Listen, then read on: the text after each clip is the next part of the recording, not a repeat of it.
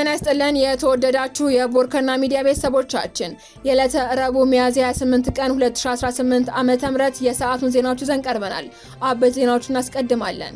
የሀገር መሪዎች በእግዚአብሔር ፍጥረት ላይ እንዳይጨክኑ ፓትርያርክ አቡነ ማትያስ አሳሰቡ። የኢትዮጵያ ኦርቶዶክስ ተዋሕዶ ቤተክርስቲያን ፓትርያርክ ብፁዕ ወቅዱስ አቡነ ማትያስ በየደረጃው የሚገኙ የሀገር መሪዎችና የፖለቲካ ሊቃን ሁሉ ፈሪሃ እግዚአብሔርን በልባቸው እንዲያሳድሩና በእግዚአብሔር ሕዝብ ላይ ከመጨከን እንዲቆጠቡ ጥብቅ ማሳሰቢያ ሰጥተዋል። የዕለቱ ዜናችን ቀዳሚ ጉዳይ አድርገነዋል። በአቶ ዳውድ ኢብሳ የሚመራው ኦነግ በዘንድሮ ምርጫ እንደማይሳተፍ አስታወቀ። ኦነግ 230 ቢሮዎቹ ተዘግተውበት በአሁኑ ወቅት ክፍት የሆነው የአዲስ አበባ ቢሮ ብቻ መሆኑን የገለጹት አቶ አለማየሁ ይህም ብዙ እጩዎችን ለማቅረብ እንቅፋት እንደሆነባቸው አስረድተዋል። በዝርዝር እናደርሳችኋለን። ስምረት ፓርቲ የዛሬውን የህወሓት ተግባር ጦርነት ማወጅ ነው ሲል ገለጸ። የስምረት ፓርቲ ማዕከላዊ ኮሚቴ አባል አቶ ጣማ ረዶም ዶክተር ደብረጽዮንን ፕሬዝዳንት አድርገው ሾመዋል። ይህ ቀድሞም እንደሚሆን እናውቅ ነበር ብለዋል። ተጨማሪውን ይዘናል። አሜሪካ በካርቱም አውሮፕላን ማረፊያ ላይ የተፈጸመውን የድሮን ጥቃት አወገዘች። ዋሽንግተን በሱዳን ግጭት ውስጥ የሚደረግ ማንኛውም የውጭ ድጋፍ በአስቸኳይ እንዲቆም ጥሪ አቅርባለች። የዜናችን አካል ነው። ዜናዎቻችንን በዝርዝር እናቀርባለን። በቅድሚያ የሀገር መሪዎች በእግዚአብሔር ፍጥረታት ላይ እንዳይጨክኑ ፓትርያርክ ብፁዕ ወቅዱስ አቡነ ማትያስ አሳሰቡ። የኢትዮጵያ ኦርቶዶክስ ተዋሕዶ ቤተክርስቲያን ፓትርያርክ ብፁዕ ወቅዱስ አቡነ ማትያስ በየደረጃው የሚገኙ የሀገር መሪዎችና የፖለቲካ ሊቃን ሁሉን ፈሪሃ እግዚአብሔር በልባቸው እንዲያሳድሩና በእግዚአብሔር ሕዝብ ላይ ከመጨከን እንዲቆጠቡ ጥብቅ ማሳሰቢያ ሰጥተዋል። ፓትርያርኩ ይህንን መልእክት ያስተላለፉት ዛሬ በአዲስ አበባ በተጀመረው ዓመታዊ የርክበ ካህናት የቅዱስ ሲኖዶስ ምልዓተ ጉባኤ መክፈቻ ላይ ባደረጉት ንግግር ነው። ፓትርያርኩ በመልእክታቸው እንደገለጹት በላዕላዊ በማዕከላዊና በታህታዊ መዋቅር የምትገኙ የሀገር መሪዎችም ሆናችሁ አማራጭ ሀሳብ አለን ብላችሁ የምትንቀሳቀሱ ሊቃን ሁሉ የህዝብን የልብ ትርታ ማዳመጥ ይገባቸዋል ብለዋል። ህዝቡ የሚፈልገው በአንድነትና በእኩልነት መኖር፣ ፍትህ እንዲሰፍን፣ በሰላም ወጥቶ መግባትና ለኑሮ የሚበቃ ምጣኔ ሀብት ማግኘት መሆኑን የገለጹት አቡነ ማትያስ እነዚህ መሰረታዊ ፍላጎቶች ሲሟሉለት ብቻ ህዝቡ ተደመጥኩ ብሎ አመራሩን እንደሚከተል አስገንዝበዋል። ሰው መያዝ የሚቻለው በኃይል ሳይሆን የሰውን ህሊና በማሳመንና በመርታት መሆኑን ያመላከቱት አቡነ ማትያስ ማንኛውም አይነት ችግር በሰላምና በሰላማዊ ብቻ እንዲፈታ ጥሪ አቅርበዋል።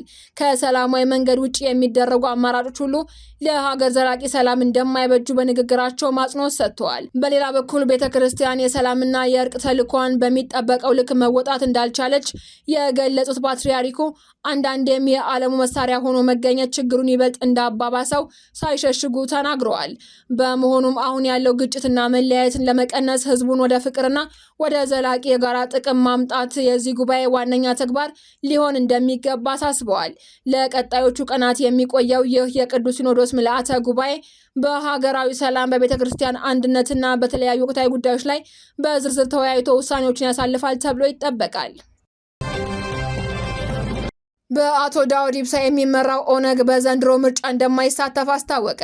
የኦሮሞ ነጻነት ግንባር ኦነግ ፕሬዝዳንት አቶ ዳውድ ኢብሳ በኦሮሚያ ክልል አንዳንድ አካባቢዎች ባለው የጸጥታ ችግር ምክንያት በሰባተኛው ጠቅላላ ሀገራዊ ምርጫ በእጩነት እንደማይወዳደሩ ድርጅቱ ገልጿል። የኦነግ የዲሲፕሊንና ቁጥጥር ኮሚቴ ሊቀመንበር አቶ አለማየሁ ዲሮ እንደተናገሩት አቶ ዳውድ የሚወዳደሩበት ሆሮ ጉድሩ አካባቢ ያለው የጸጥታ ስጋት ለውሳኔ ዋነኛ ምክንያት ሆኗል።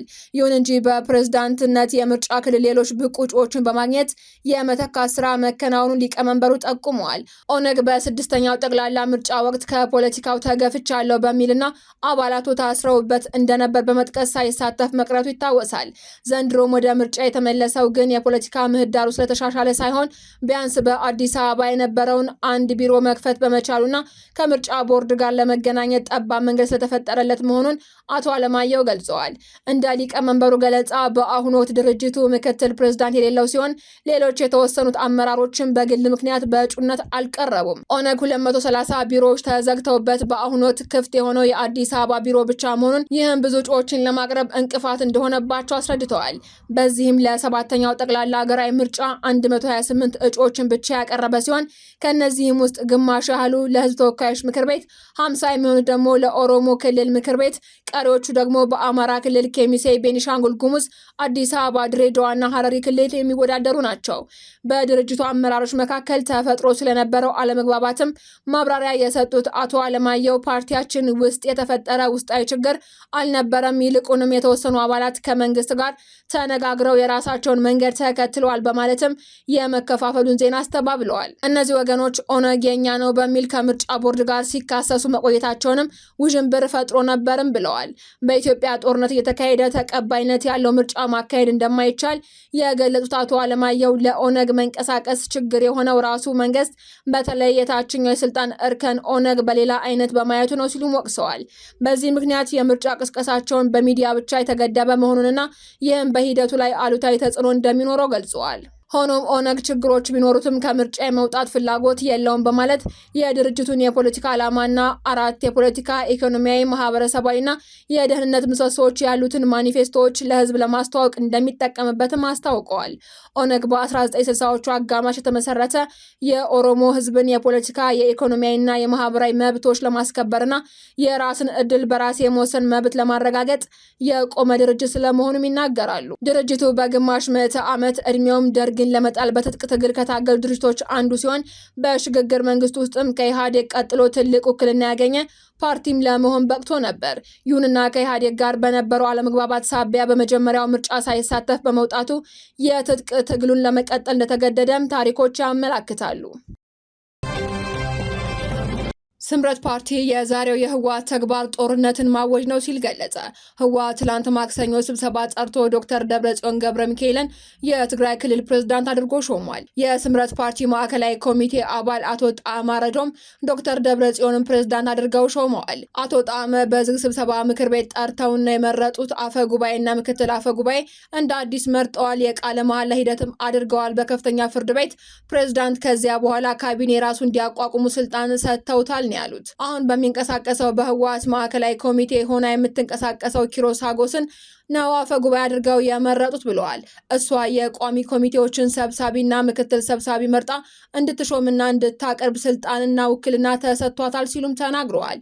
በ2013 ከተመረጡት የክልሉ ምክር ቤት አባላት በእርግጠኝነት መናገር የሚቻለው 35 በመቶ የሚሆኑት አልተሰበሰቡም ሲሉም አክለዋል። ምክንያቱም የምክር ቤት አባላት ሆነው የስምረት የወልዶ ፓርቲ አባላት ይሆናሉ፣ የማንም አባል ያልሆኑም አዲስ አበባና ትግራይ ሆኖም ያልገቡ አሉ ብለዋል።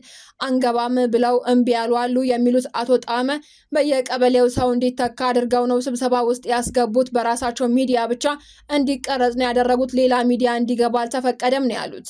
የፓርቲያቸውን ግምገማና አስተያየት በተመለከተ በሰጡት ቃል ደግሞ ይህንን የፕሪቶሪያው ስምምነት የሚጥስና ወደ ጦርነት የሚመልስ መንገድን አልቀበልም ብለዋል። ጊዜ አስተዳደሩን ፕሪቶሪያውን አፍርሶ የሚደረግ የፕሬዝዳንት ሹመት ሌላ ጦርነት ማወጅ ነው፣ ምንም ሌላ ነገር የለውም ሲሉም ገልጸዋል። ህገ መንግስታዊ ጥሰት ነው፣ ጦርነት ነው እያወጁ ያሉት። አሁን መለስ ነው የሚሉት ምክር ቤትም 5 ዓመት ያለፈውና ፈርሶ የነበረ ነው ያሉት አቶ ጣዕመ ወጣቱን ወደ ጦርነት እንዳይሰለፍ ጥሪ እናቀርባለን ሲሉም ተናግረዋል።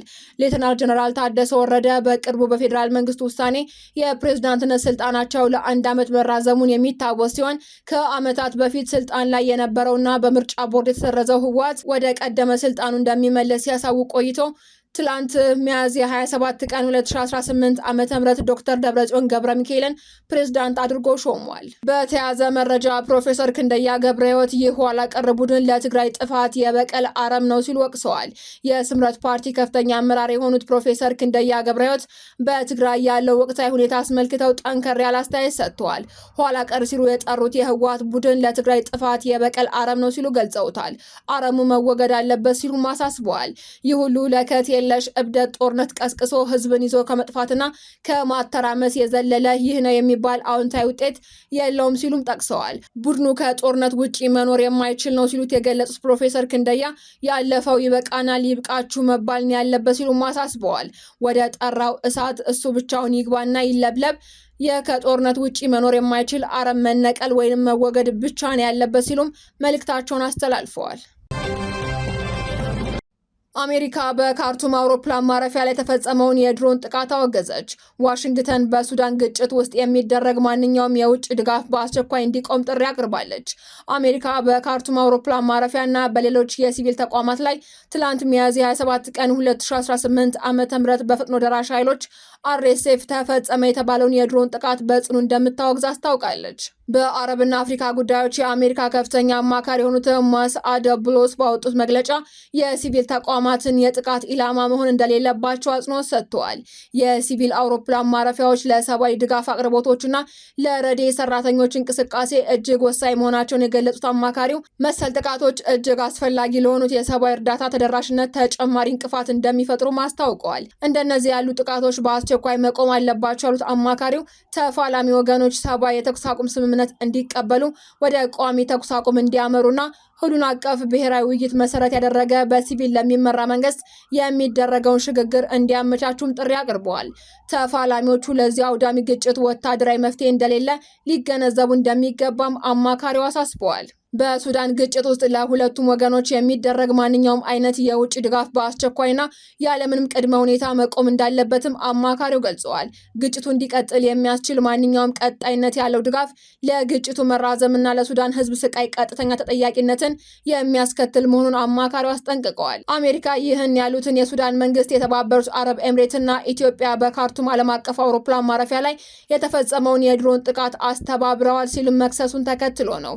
የሱዳን መንግስት ቃል አቀባይ ትላንት ማክሰኞ ዕለት በሰጡት መግለጫ በዋና ከተማ አውሮፕላን ማረፊያ በመኖሪያ መንደሮችና በበርካታ ወታደራዊ ተቋማት ላይ ተከታታይ የአየር ጥቃቶች መፈጸማቸውን ገልጿል። ጥቃት ከተፈጸመባቸው ወታደራዊ ተቋማት መካከል በሰሜን ካርቱም የሚገኘው የሲግናል ኮርፕስ እዝና በኦምድሩማን የሚገኘው አልማርኪያት የስልጠና ማዕከል እንደሚገኙበትም ተገልጿል። የሱዳን የውጭ ጉዳይ ሚኒስተር ማሃዲን ሳሊምና የጦር ኃይሉ ቃል አቀባይ አሲም አዋድ አብዱል ውሃብ በጋራ በሰጡት ጋዜጣዊ መግለጫ በጥቃቱ ላይ የተሳተፉት ድሮኖች የተነሱት በኢትዮጵያ ከሚገኘው የባህር ዳር አውሮፕላን ማረፊያ መሆኑን የሚያሳይ አሳማኝ ማስረጃ አለን ብለዋል። ባለስልጣናቱ በሀገሪቱ መንግስት የዜና ወኪል በኩል ባስተላለፉት መግለጫ የተባበሩት አረብ ኤምሬትስ እና ኢትዮጵያ በካርቱም አውሮፕላን ማረፊያ የቦምብ ጥቃት ላይ እጃቸው እንዳለበት በይፋ እናስታውቃለን ብለዋል። መንግስትን በመረጠ ጊዜና ቦታ ምላሽ የመስጠት መብቱ የተጠበቀ መሆኑንም አክለዋል። ይህ ክስ በቀጠናው ያለውን ውጥረት ወደ አዲስ ምዕራፍ ያሸጋገረ መሆኑም ተመላክቷል። ኢትዮጵያን በበኩሏ በካርቱም አውሮፕላን ማረፊያ ላይ ለተፈጸመው የድሮን ጥቃት እጁ አለበት በሚል በሱዳን የቀረበባትን ክስ መሰረተ ቢስ ስትል ውድቅ ያደረገች ሲሆን በሱዳን እየተካሄደ ካለው የእርስ በርስ ጦርነት ጋር ተያይዞ የሚሰነዘሩ ቀስቃሽ ንግግሮች እንዲቆም አስጠንቅቃለች።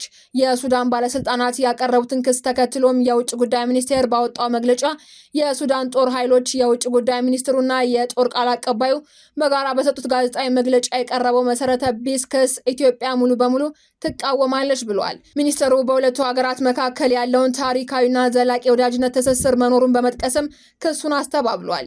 የቀረበባትን ክስ ውድቅ ያደረገችው ኢትዮጵያ የሱዳን የታጠቁ ኃይሎች በምዕራብ ድንበሯ በኩል የጥቃት ተግባራት ላይ የተሳተፉ ነው ስትልም ወንጅላለች። አዲስ አበባ እስካሁን ትዕግስት ማድረጓን ጠቅሳ በሱዳን የእርስ በርስ ጦርነት ውስጥ ያሉ አንዳንድ ተፋላሚዎችን በኢትዮጵያ የግዛት አንድነትና ብሔራዊ ደህንነት ላይ የፈጸሙት ከባድ ጥሰቶችን ይፋ ከማድረግ መቆጠቧን ገልጻለች። ከጥሰቶቹ መካከልም የህወሓት ቅጥረኛ ተዋጊዎችን በግጭት ውስጥ በሰፊው እየተጠቀሙ መሆኑ ተመላክቷል። አክሎም የሱዳን ታጣቂ ኃይሎች ለእነዚህ ቅጥረኞች የጦር መሳሪያና የገንዘብ ድጋፍ በመስጠት ወደ ኢትዮጵያ ግዛት ዘልቀው እንዲገቡ እያመቻቹ ነው ስትልም ከሳለች። ሱዳን ለተለያዩ ጸረ ኢትዮጵያ ኃይሎች መሸሸጊያ ማዕከል ሆና እያገለገለች መሆኗን የሚያሳዩ በቂና ተአማኒ ማስረጃ አሉኝ ያለው የውጭ ጉዳይ ሚኒስቴር መግለጫ እነዚህ ድርጊቶች የራሳቸውን እኩይ አጀንዳ ለማራመድ በሚፈልጉ የውጭ ደጋፊዎች የሚመሩ መሆናቸውን አመላክቷል። ኢትዮጵያ ከሱዳን ህዝብ ጋር ያላትን አጋርነት ትቀጥላለች ያለው መግለጫው ለቀውሱ ወታደራዊ መፍትሄ ስለሌለ በተፋላሚ ወገኖች መካከል ውይይት እንዲደረግም ጥሪዋን በድጋሚ አቅርባለች። በተጨማሪም አስቸኳይ ሰብአዊ ተኩስ አቁም እንዲደረግ ቀጥሎም ዘላቂ የተኩስ አቁም ስምምነት እንዲከተል እንዲሁም ገለልተኛ ሁሉን አቀፍና ግልጽነት ያለው በሲቪል የሚመራ የውይይትና የሽግግር ሂደት እንዲኖርም አሳስባለች።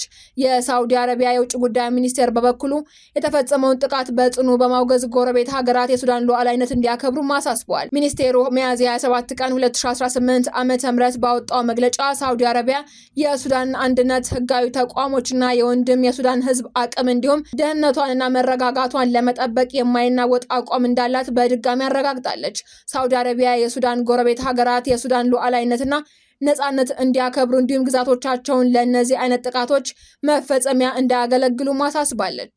አድማጮቻችን፣ የሰዓቱ ዜናዎቻችን ተጠናቀዋል። ስለተከታተላችሁ እናመሰግናለን። ሰላም።